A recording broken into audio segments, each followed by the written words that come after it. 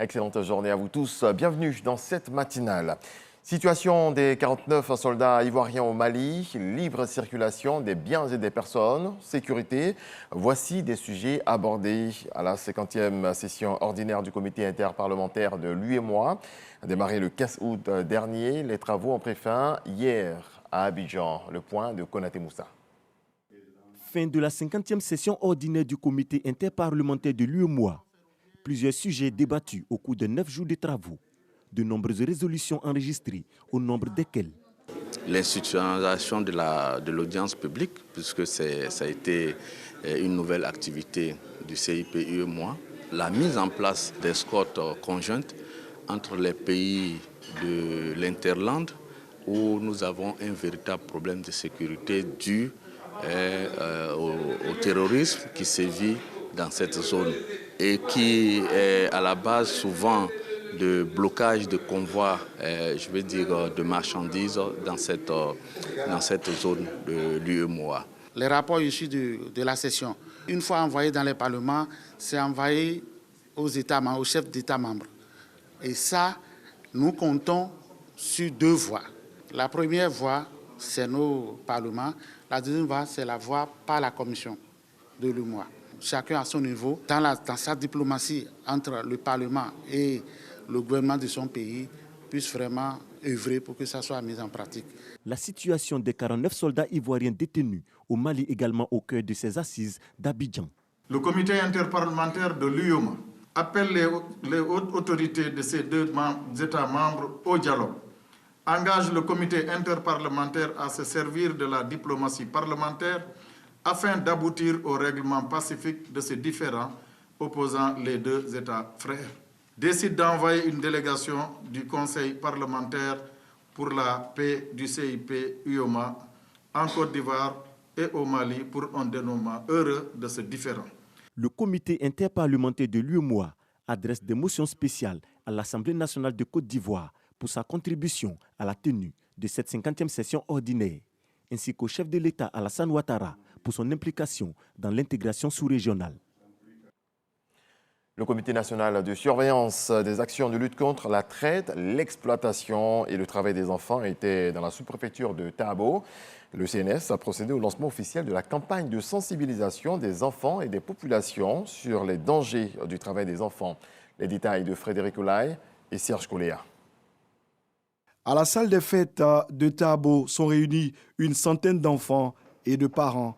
Venus des villages de la sous-préfecture, ils participent à un programme de sensibilisation sur les dangers liés au travail des enfants. Une initiative du CNS, le Comité national de surveillance des actions de lutte contre la traite, l'exploitation et le travail des enfants. Sensibiliser nos parents, mais sensibiliser aussi les enfants que vous êtes. Il faut que vous connaissiez vos droits. Il faut que vous sachiez ce que c'est que le travail des enfants. Il faut que vous sachiez que la première dame, Maman Dominique Ouattara, ne vous interdit pas d'accompagner vos parents au champ. Mais ce qu'elle dit, son message, il est très clair. Vous pouvez aider les parents en dehors des heures de classe. Parce que la place des enfants, c'est où? Je vais vous entendre dire ça très fort. La place des enfants, c'est où? Très bien. Au menu, un atelier pédagogique et la projection d'un film pour favoriser la prise de conscience sur les droits des enfants. Représentant la secrétaire exécutive du CNS, Nadia Bende, chef de cabinet de la Première Dame, a situé les enjeux de cette campagne de sensibilisation. L'éradication du travail des enfants dans les plantations est un combat majeur que mène la Première Dame de Côte d'Ivoire. Nadia Bende a traduit le soutien de la Première Dame à travers un don d'1 550 000 francs CFA aux populations. Et puisqu'on parle des enfants, sachez que Vos vacances, l'émission des tout-petits a connu son apothéose ce mercredi au Palais de la Culture d'Abidjan-Trècheville. Ce sont les anges de la tribu Siapleu de Danané qui ont retenu l'attention des membres du jury. Danané donc vainqueur de cette édition 2022. L'émission Aux vacances de la RTI, comme chaque année, a permis à plusieurs enfants de se réjouir durant ces vacances scolaires. Autre volet de l'actualité, la Côte d'Ivoire produit environ 20% de poissons destinés à la consommation finale. Un déficit énorme qui favorise l'importation. Eh bien, la FAO développe en faveur des pisciculteurs ivoiriens la technique hors sol très avantageuse pour multiplier la production nationale. 22 pisciculteurs se sont donc imprégnés de cette méthode dont nous parlent Prunel Assoumou et Serge Coléa. 22 pisciculteurs, membres d'organisations professionnelles, invités à découvrir la production de poissons hors sol. Ici, les tilapias ne sont pas élevés dans des étangs. Ce sont plutôt des bassins de grande capacité. En moyenne, 8 tonnes de poissons dans l'année. En étang, ils sont livrés à eux-mêmes. Et en bac hors sol, vous arrivez à les gérer. C'est-à-dire, si vous avez une épidémie de maladie comme ça, vous pouvez circonscrire la maladie et vous arrivez à voir l'évolution de vos poissons dans l'eau directement. Dans cette unité de production, créée il y a 1 an, Mariam Fofana, la responsable, utilise le système à eau recirculée. J'ai 3 bacs de 4 mètres cubes pour le pré-grossissement et j'ai 4 bacs de 12 mètres cubes pour le grossissement qui va jusqu'au poisson à la taille marchande maintenant. Le système à eau recirculée est conseillé aux acteurs du secteur par la FAO, l'Organisation des Nations Unies pour l'alimentation et l'agriculture. On va leur faire connaître, apprendre ce système-là qui est en fait un système qui a une productivité beaucoup plus importante sur des espaces plus petits et qui utilise moins d'eau.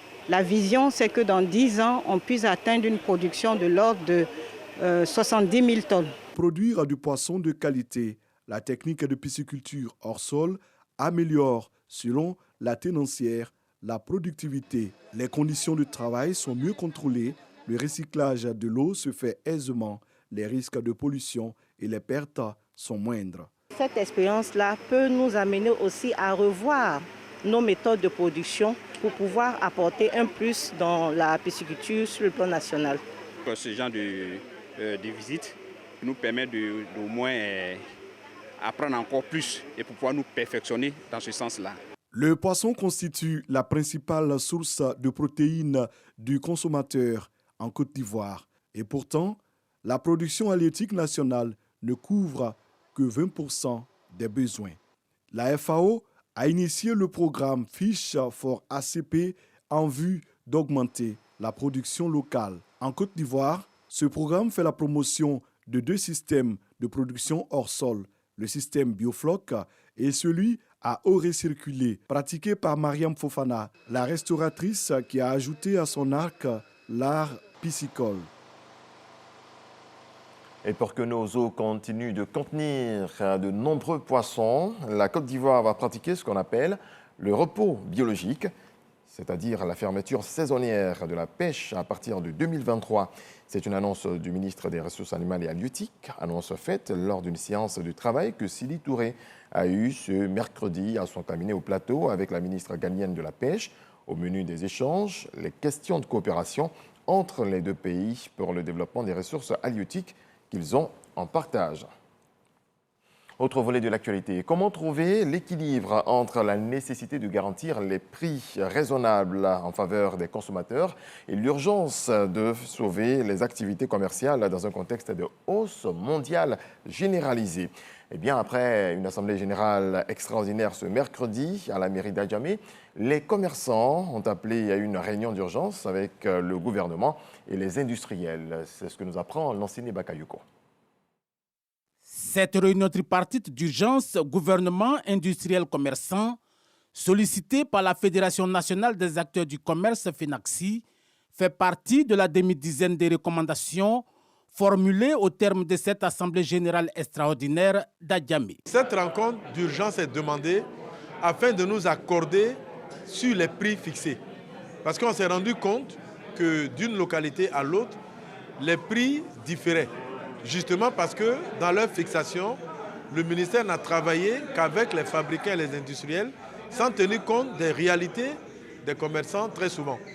Et donc nous demandons cette note d'urgence pour harmoniser afin que quand un prix est arrêté, tout le long de la chaîne, personne ne puisse se dérober quant à son explication.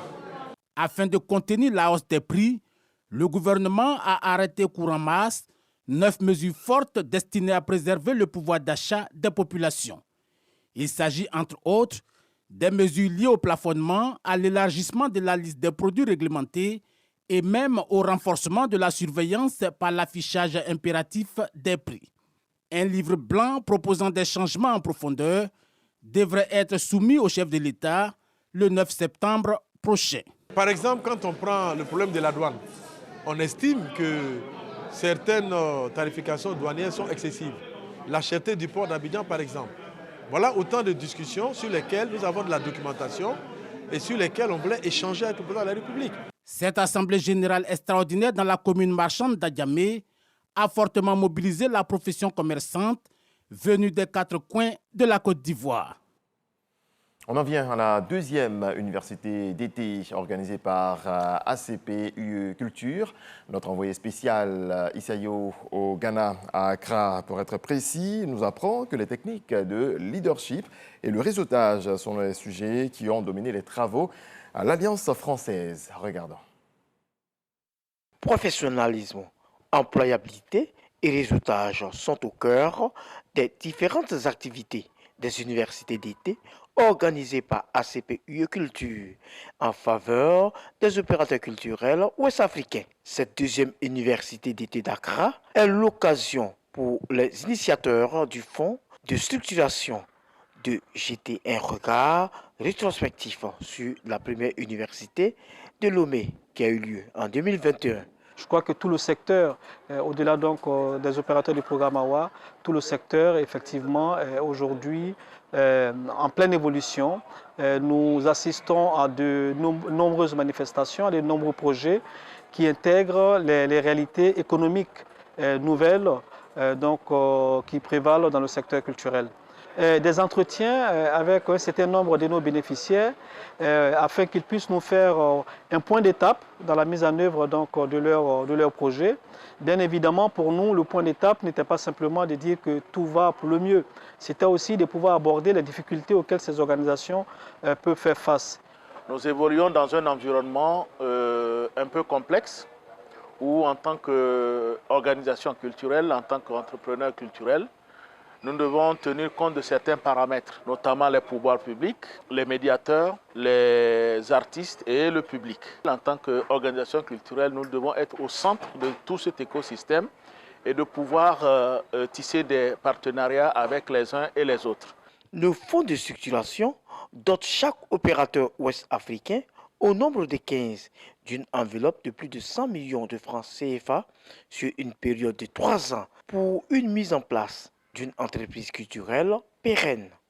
Une satisfaction pour ces opérateurs. Ces universités nous permettent de partager des expériences de travail, d'affiner aussi, de la rendre plus efficiente et ça nous permet aussi de travailler en réseau. Le programme de soutien au secteur de la culture et de la création en Afrique de l'Ouest, AWA, est de 4 milliards de francs CFA. Ce financement ACP UE Culture va aider des opérateurs économiques culturels ouest-africains sur une période de 3 ans. Dans le reste de l'actualité, le président français Emmanuel Macron sera en Algérie ce jeudi 25 août pour une visite de 3 jours à l'invitation du président algérien Abdelmadjid Tebboune. C'est sa deuxième visite en tant que chef de l'État et il sera accompagné d'une large délégation d'environ 90 personnes. Avec cette visite, le chef de l'État français espère tourner la page d'une séquence difficile dans les relations entre les deux pays et se projeter vers l'avenir. Du football, c'est fait. Eric Bailly est un joueur de l'Olympique de Marseille. Le défenseur central de 28 ans s'est engagé avec l'OM ce mercredi après avoir satisfait sa visite médicale. L'international ivoirien arrive de Manchester United sous forme de prêt avec une option d'achat. En difficulté ces dernières saisons, il va tenter de se relancer au sein de la formation d'Igor Tudor. Dans une publicité d'1 minute qu'il annonce... Il annonce justement son arrivée. Il est présenté comme un héros de Marvel qui viendra apporter beaucoup à l'équipe. C'est ce que nous souhaitons pour lui. Et pour vous, nous vous souhaitons beaucoup de paix dans vos foyers.